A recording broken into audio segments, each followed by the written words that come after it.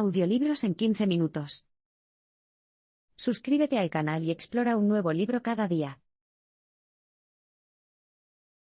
Cuando era pequeña, Katharine Graham tenía una madre exigente y no quería nada más que encajar. Katharine Graham, de soltera Maya, nació en una familia acomodada de Nueva York en 1917. Aunque disfrutó de una educación privilegiada, la infancia de Graham fue, en muchos sentidos, normal. La influencia más notable en el joven Graham fue quizás Lucy Madeira Wynne, la directora de su instituto y una mujer de puntos de vista ferozmente igualitarios que afirmaba que Dios era mujer. Pero en ese momento de su vida, Graham tenía otras cosas en mente, lo que más quería era encajar con sus compañeros de clase. Como muchas mujeres jóvenes antes que ella, se dio cuenta de que una forma de hacerlo era llamar la atención de los hombres en las fiestas y bailes a los que asistía regularmente. Reírse de todo lo que dijeran aseguraba ganarse su favor y, por supuesto, la encontrarían atractiva. Pronto se hizo popular entre sus compañeros. Graham no solo se esforzó por lograr el reconocimiento social, sino que también tuvo un rendimiento académico superior, lo que hizo que su agenda fuera agitada. Además de las clases, se unió a los equipos de baloncesto y hockey, y fue miembro del coro y del grupo de teatro de la escuela. Y por si eso no fuera lo suficientemente exigente, también tomó clases de piano. Entonces, ¿qué la impulsó? En una palabra, su madre. Una mujer imponente y formidable, la madre de Graham, Agnes Elizabeth Maya, estableció altos estándares para su hija. La propia vida de Maya había sido impresionante. Ávida lectora que se había abierto camino en la profesión periodística mucho antes de que las mujeres fueran ampliamente aceptadas allí, también era una conocida personalidad de la alta sociedad que se había codeado con algunas de las figuras más importantes de la época. Tanto el autor alemán Thomas Mann como el 26º presidente de los Estados Unidos, Theodore Roosevelt, figuraban en su libreta de direcciones. Maya era una madre cariñosa que se enorgullecía de los logros de sus hijos, pero también era una estricta capataz. Esperaba mucho de sus hijos, quizás demasiado.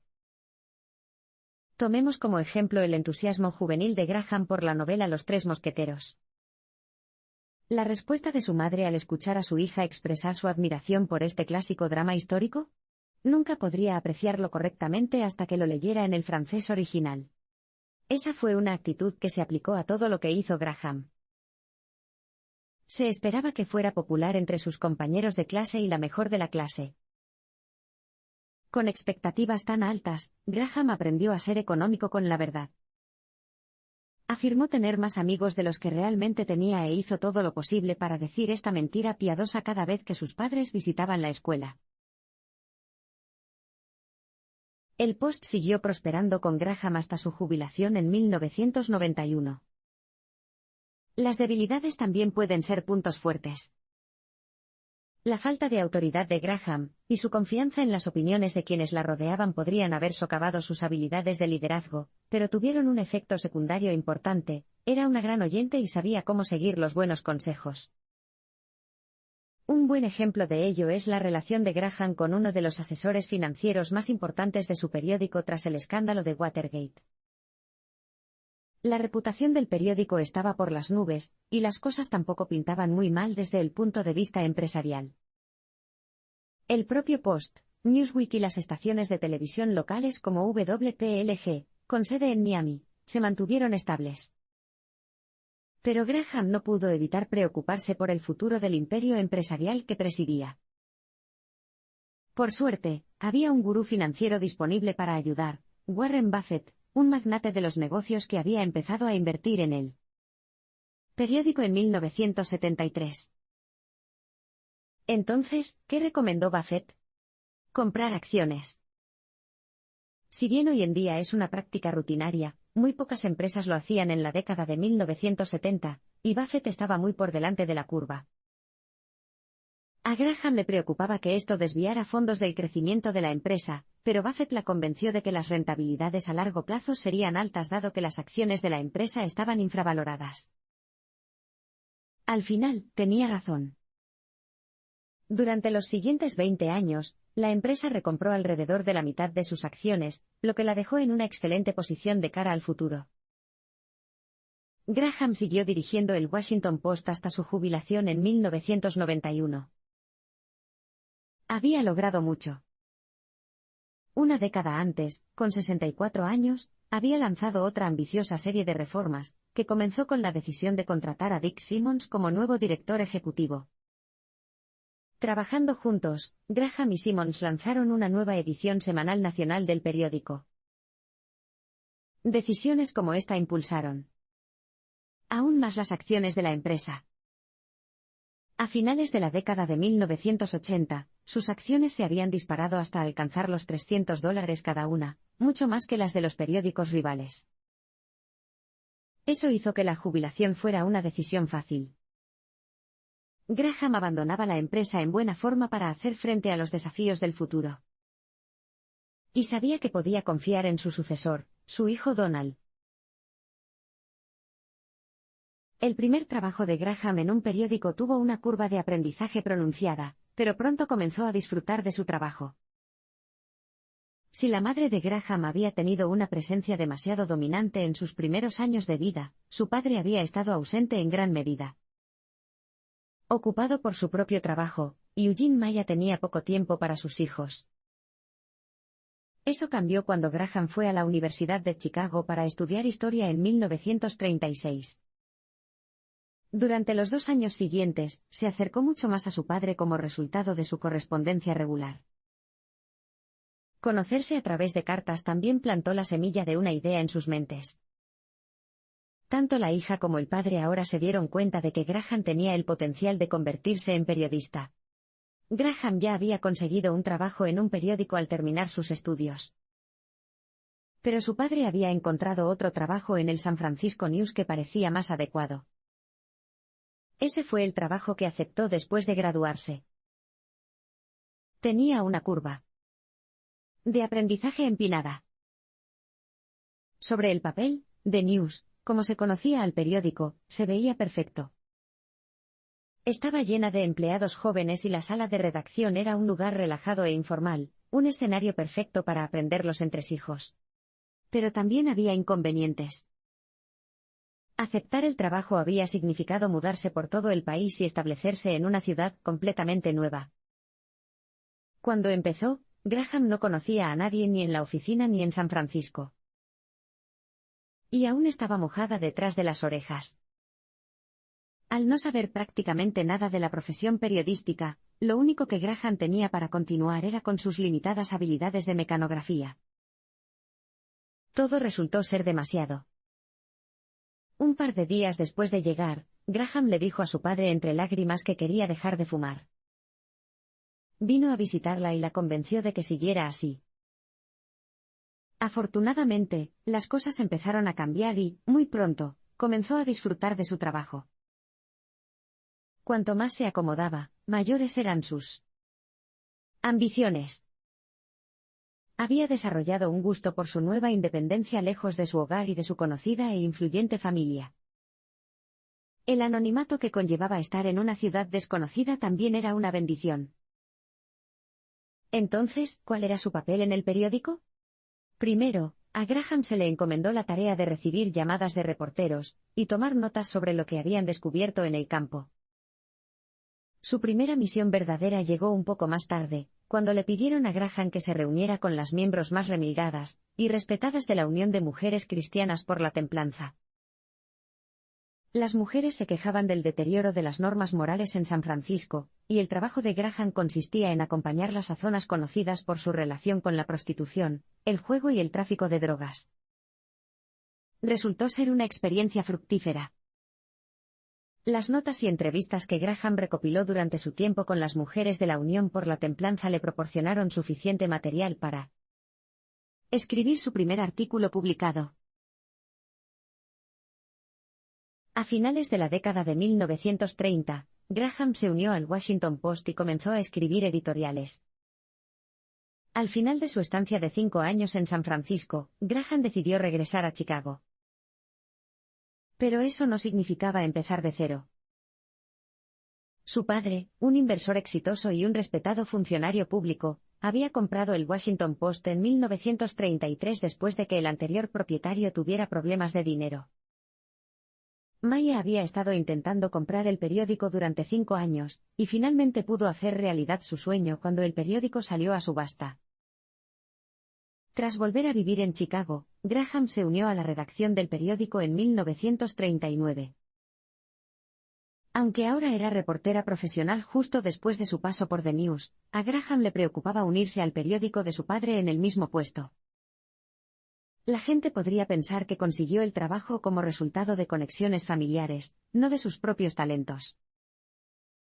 Así que, en lugar de aceptar un trabajo de alto perfil como reportera, decidió trabajar entre bastidores con el equipo editorial del Washington Post.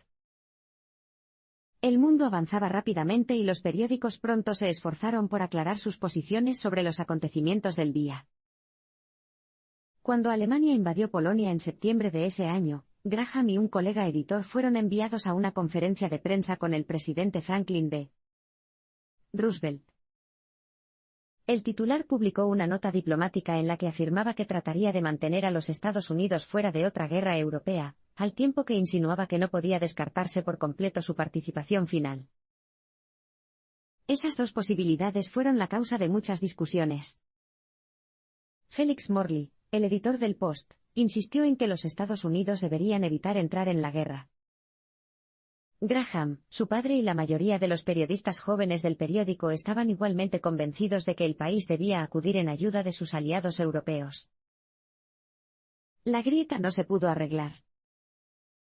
Al final, Morley renunció y el Post se convirtió en un firme defensor de la participación de los Estados Unidos y del esfuerzo bélico de los aliados. Fue en estos tiempos tumultuosos cuando Graham comenzó a publicar sus primeros artículos editoriales. Pero no fueron los grandes acontecimientos de la historia mundial que se están desarrollando actualmente ante sus ojos sobre los que Graham escribió.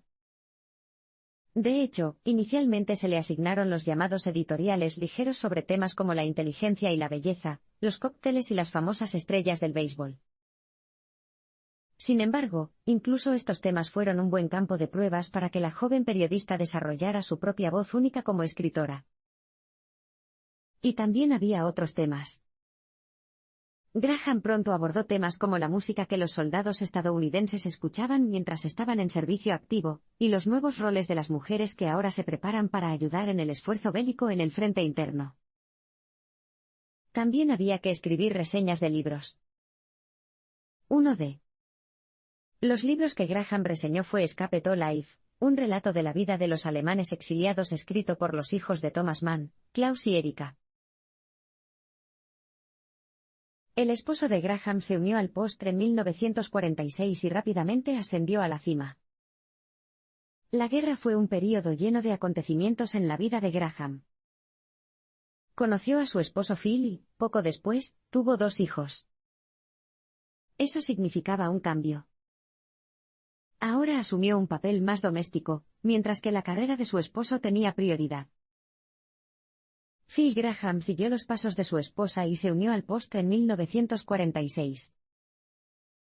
Se enfrentó al mismo dilema que Graham tenía antes que él. La gente no asumiría que lo contrataron simplemente por sus conexiones con la familia propietaria del periódico. Sus antiguos empleadores del bufete de abogados Lend-Lease acudieron en su ayuda, y le escribieron una carta abierta en la que enumeraban sus logros personales, y los logros que lo calificaron para un trabajo en el periódico. La carta se publicó en el Washington Post como editorial para subrayar las razones por las que lo habían contratado.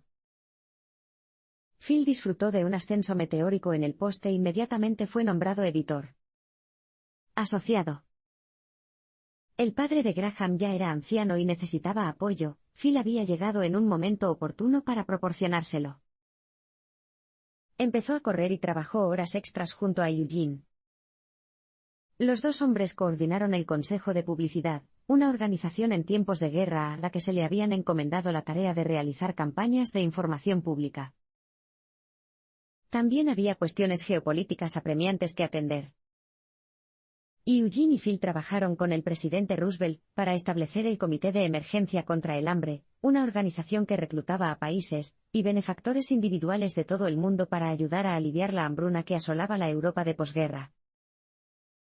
Tener y administrar un periódico era una forma práctica de hacer correr la voz, y el Post llevó a cabo una campaña en los medios de comunicación para convencer al público estadounidense de que era esencial apoyar las iniciativas de ayuda a la hambruna. No solo Phil estaba disfrutando de un rápido ascenso a la cima. En el verano de 1946, Roosevelt le pidió a Eugene, que ahora tiene 70 años, que se uniera al recién creado Banco Mundial como su primer presidente. Eso dejó un enorme vacío en el periódico. ¿Quién se pondría en la piel de Eugene y tomaría las riendas? Solo había una respuesta: Phil. Solo 6 meses después de entrar en el negocio de los periódicos, se convirtió en el nuevo editor del Post. Pero, ¿dónde dejó eso a Katharine Graham? Aunque pasó a un segundo plano durante la siguiente década y media, eventualmente llegaría su momento. En 1963, Graham tomó las riendas del Post y se convirtió en un líder seguro. En diciembre de 1962, Graham descubrió que su esposo había tenido una aventura amorosa y decidió que su matrimonio había terminado. Pero antes de que la pareja pudiera continuar con su divorcio, ocurrió una tragedia: Phil se suicidó en agosto de 1963. La vida de Graham dio un vuelco. Un mes después del suicidio de su esposo, Graham fue nombrada editora del Washington Post. Había pasado mucho tiempo desde su última etapa en el Post, y no se veía a sí misma como la directora de un periódico importante. Al principio, pensó en su papel como un papel de apoyo, echaría una mano y ayudaría a los hombres mayores que la rodeaban mientras aprendía las herramientas del oficio. Pero era capaz de mucho más que eso, por supuesto. Después de todo, había trabajado junto a su padre y a su difunto esposo y se llevaba bien con la mayoría de los periodistas del periódico, así como con los miembros de su junta directiva. Graham también había subestimado lo comprometida que tendría que estar en el futuro del Post para que tuviera éxito. Eso significaba aprender a tomar las decisiones ella misma. Enfrentada una vez más a una curva de aprendizaje pronunciada, Graham repitió su éxito anterior a la hora de adaptarse a nuevos entornos. Rápidamente se convirtió en una líder segura del periódico. El nuevo presidente de la junta directiva, Fritz Beebe, tuvo un papel inestimable al ayudar a Graham a sortear el terreno desconocido en la cúspide de la empresa. Beebe, un abogado de formación, había representado durante mucho tiempo los intereses legales y comerciales de la familia Graham. También había asumido responsabilidades cada vez mayores en el Post, ya que Phil fue víctima de episodios de profunda depresión. Graham no era una mujer que sacara sus puñetazos, y desde el principio quedó claro que esperaba que la trataran como a Beebe en la redacción del periódico.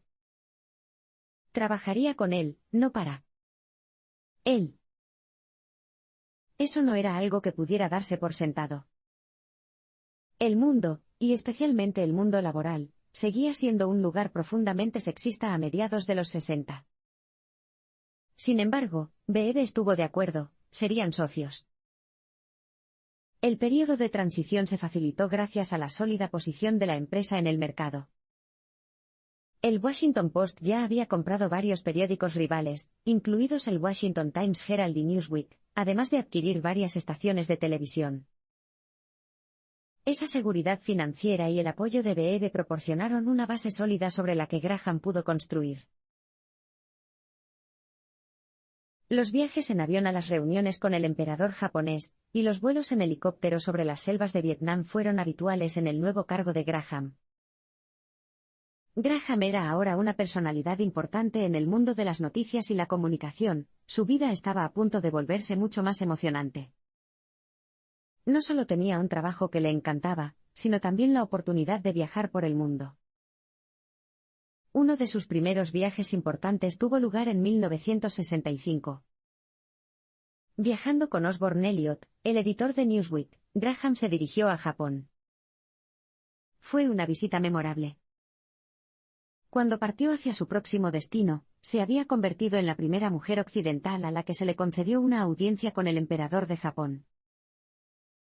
Sin embargo, lo primero de la agenda fue una visita a la sede de Asahi, el periódico más importante de Japón en ese momento. A esto le siguió una recepción en una gran agencia de publicidad. Fue un éxito, y las empleadas de la empresa estuvieron especialmente encantadas de conocer a una mujer que ocupaba un puesto tan importante.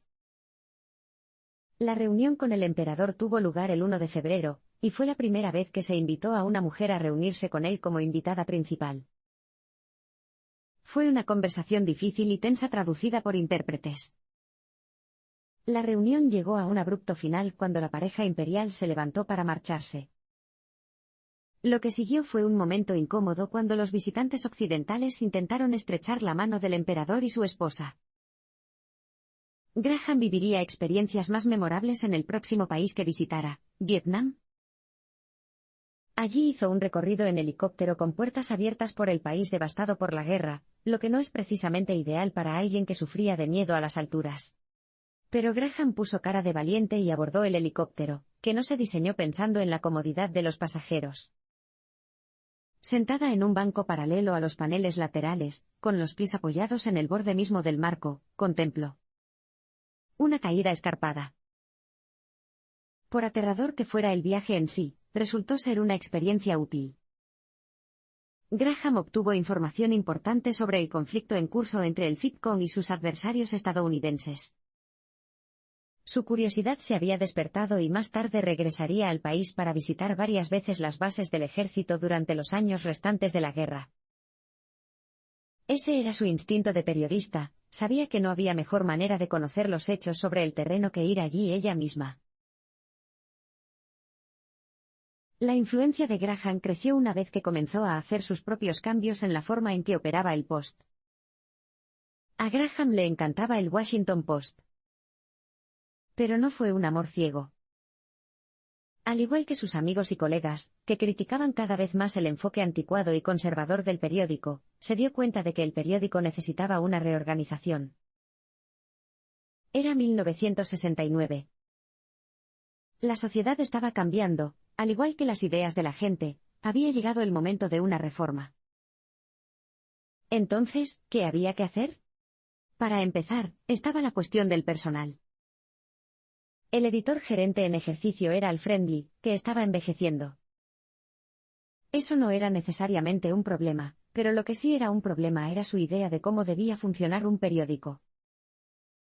Friendly estaba atrapado en un viejo ritmo, y se aferraba a lo que él veía como la forma comprobada de hacer las cosas. Uno de los primeros pasos de Graham fue dejarlo ir. No fue una decisión fácil, pero fue necesaria. Luego trajo a Ben Bradley. ¿Para reemplazarlo? Bradley había trabajado para Newsweek y demostró ser un editor astuto. Bajo su supervisión, el Post comenzó a contratar nuevos talentos. Llegó el historiador y especialista en Vietnam Stanley Carnow, mientras que la sección de negocios se vio reforzada con la incorporación del editor financiero Bart Rowan, otro recluta de Newsweek. Otras caras nuevas en la sala de redacción fueron Nicholas von Hoffman, un aclamado periodista que se hizo conocido por su cobertura del barrio de Haight-Ashbury, en San Francisco, un centro de la contracultura estadounidense impulsada por las drogas. David Brodé, un experto político muy respetado que se había esforzado en el New York Times, fue otro fichaje estrella. Los cambios que se realizaron bajo la supervisión de Graham no solo dieron un impulso al periódico, sino que también fortalecieron su posición dentro de la empresa. Lleva a Al Friendly. Llevaba trabajando en el periódico desde que se podía recordar, y Graham solo podía parecer un novato en comparación. Pero contratar a Bradley cambió por completo la relación entre editor y editor. Después de todo, fue Graham quien contrató a Bradley y dependía de ella para su trabajo. Pero había más que eso. Bradley respetaba las opiniones de Graham, y realmente quería saber lo que tenía que decir sobre el mundo. Le envió borradores de su trabajo para obtener su opinión, y también se llevaron bien personalmente. Esto, a su vez, hizo que su colaboración fuera fructífera y productiva. No era solo el Post el que mejoraba bajo la guía progresista de Graham. Newsweek, una revista de la Washington Post Company, desarrolló una nueva voz más acorde con los tiempos. Comenzó a dedicar espacio a nuevas ideas sobre la sexualidad, y a cubrir la lucha por los derechos civiles, decisiones editoriales que aumentaron su popularidad. A pesar de todos sus éxitos, Graham seguía enfrentándose a los prejuicios y a sus propias inseguridades. Para 1969, Graham había dejado su sello en el Post en su doble función de presidenta y editora. Pero a pesar de eso, todavía se sentía incapaz de actuar con la autoridad que supuestamente le otorgaban estos títulos. De hecho, estaba profundamente insegura. Sabía que tenía mucha experiencia, pero no obstante terminó cediendo a las opiniones de sus colegas varones. Muchos de los que la conocieron se dieron cuenta. Un perfil de Graham escrito alrededor de esta época señalaba, por ejemplo, que ella asumió una gran responsabilidad, pero al final se quedó corta en términos de autoridad. Graham padecía una forma de síndrome del impostor. En el fondo, simplemente no creía que hubiera ganado su posición de influencia por méritos. Las cosas más pequeñas parecían pruebas diseñadas para descubrirla, una pregunta inocente sobre los números de circulación del Post en una reunión o entrevista. Podía dejarla totalmente nerviosa. Entonces, ¿qué la hizo dudar de sí misma? Graham comenzó a pensar que gran parte de su inseguridad era producto de creencias generalizadas sobre el lugar de las mujeres en la sociedad.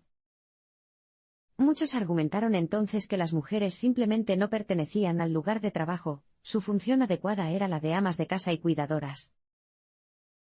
Después de todo, ¿no eran las mujeres menos inteligentes que los hombres? ¿Cómo podrían afirmar su liderazgo sobre sus superiores naturales? Ideas sexistas como estas seguían siendo comunes. Graham tuvo un destello de perspicacia en 1969 cuando leyó una entrevista que había concedido a la revista de moda Women's Wear Daily.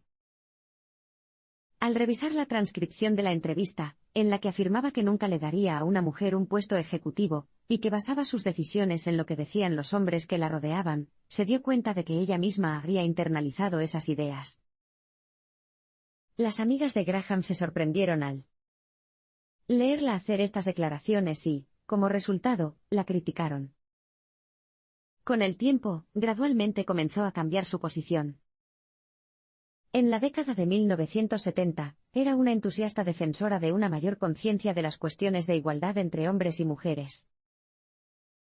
Se supone que los pequeños detalles eran importantes, diría Graham. Tomemos como ejemplo la práctica actual de referirse a los hombres por sus apellidos, y a las mujeres por sus nombres de pila en los memorandos. Era una diferencia sutil, pero decía mucho de la enorme brecha entre los diferentes niveles de respeto que se conceden a hombres y mujeres. La cobertura del Post sobre un dudoso robo en 1972 acabó por acabar con el escándalo de Watergate. El 17 de junio de 1972, un automóvil se estrelló contra la sala de estar de una casa en la que una pareja mantenía relaciones sexuales en un sofá.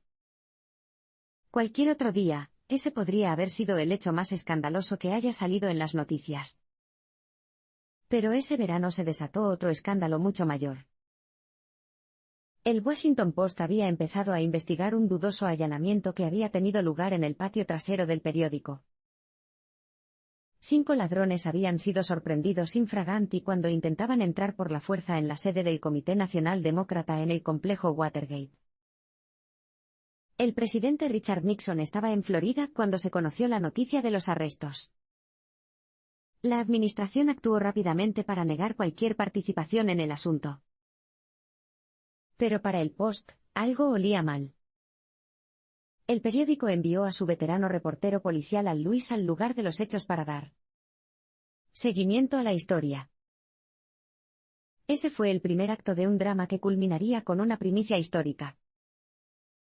Producto del trabajo de investigación de Bob Woodward y Carl Bernstein, el Post publicó el primer artículo con pruebas claras que vinculaban a los ladrones con el Comité para la Reelección del Presidente, CRP. Habían encontrado registros telefónicos que demostraban que los hombres arrestados habían estado en contacto con la CRP. Descubrir lo que se conocería como el escándalo Watergate no fue tarea fácil, de hecho, se logró a pesar de la inmensa presión del gobierno sobre el Post. El periódico fue atacado repetidamente en conferencias de prensa del gobierno. Los funcionarios públicos pusieron en duda su objetividad y los acusaron de partidismo. Después de todo, Nixon era increíblemente popular y ningún otro periódico se había enterado de la historia. El Post estaba aislado y el gobierno lo sabía, por lo que se esforzaron por socavar la confianza en el reportaje del periódico. Las cosas empezaron a cambiar en noviembre de 1972, cuando la cadena de televisión CBS decidió cubrir la historia de Watergate. Su investigación respaldó las afirmaciones que se habían publicado por primera vez en el Post. Sin embargo, el escándalo era un tema que se estaba gestando lentamente. Solo 2 años después, Nixon fue finalmente destituido y obligado a dimitir. En ese momento, las pruebas de que su administración había intentado espiar a sus enemigos políticos eran abrumadoras. Si bien las consecuencias políticas tardaron en llegar, el trabajo de Woodward y Bernstein fue reconocido por sus colegas en el negocio del periodismo mucho antes. Cuando Nixon renunció, ambos reporteros ya habían recibido el premio Pulitzer por su papel en el descubrimiento del escándalo.